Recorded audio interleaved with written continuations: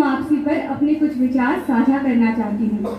चीता बिल्लियों की प्रजाति का सबसे बड़ा मांसाहारी जानवर, जो 120 किलोमीटर प्रति घंटे की रफ्तार से दौड़ने वाला इस पृथ्वी का सबसे तेज धावक है।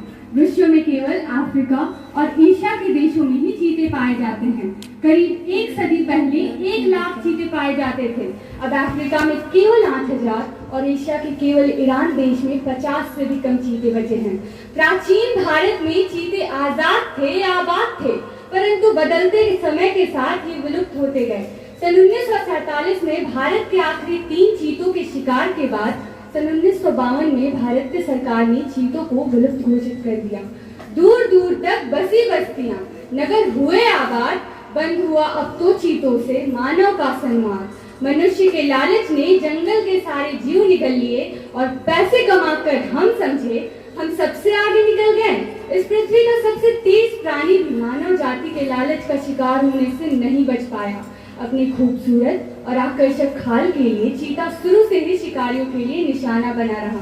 इतिहासकारों की माने तो भारत में चीतों को पालतू बनाने का प्रचलन शुरू हुआ। कैद में रहने के कारण उनमें से कई की मृत्यु हो गई और उनकी आबादी बढ़ने की बजाय और घटती चली गई। धीरे धीरे भारत के लिए चीता चिंता का विषय बन गया और चिता की ओर बढ़ गया।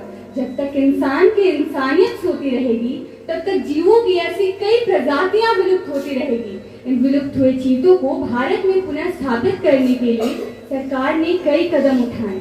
कई बार दूसरे देशों से चीतों को भारत में लाने का प्रयास किया और कई प्रयासों के बाद अंततः 17 सितंबर 2022 को हमारे माननीय प्रधानमंत्री श्री नरेंद्र मोदी जी ने अपने जन्मदिन के सुअवसर पर भारत को 8 अफ्रीकी चीतों का अनमोल उपहार दिया।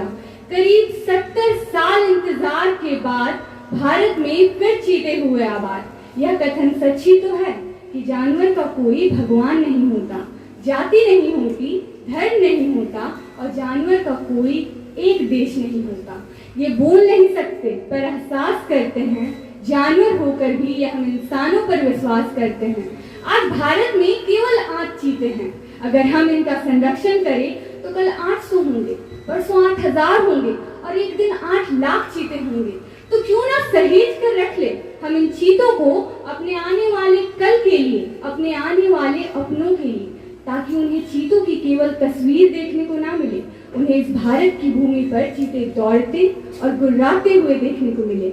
मैं अपनी वाणी को विराम देने से पहले चिड़ियाघर के सभी पदाधिकारियों को चीते जैसे कई और जीवों का संरक्षण करने के लिए धन्यवाद देती हूँ और आशा करती हूँ कि हमारे विरसा जैविक उद्यान में भी जल्द चीते देखने को मिलेंगे। आओ मेरे देशवासियों, अपना फर्ज निभाएं हम, सिर्फ चीता को ही क्यों, हर जीव को बचाएं हम। कर लो खुद से वादा आज, नेक एक तुम काम करो, सोच बदलो, नजरिया बदलो, इनका भी सम्मान करो, इनका ना संहार करो। धन्यवाद।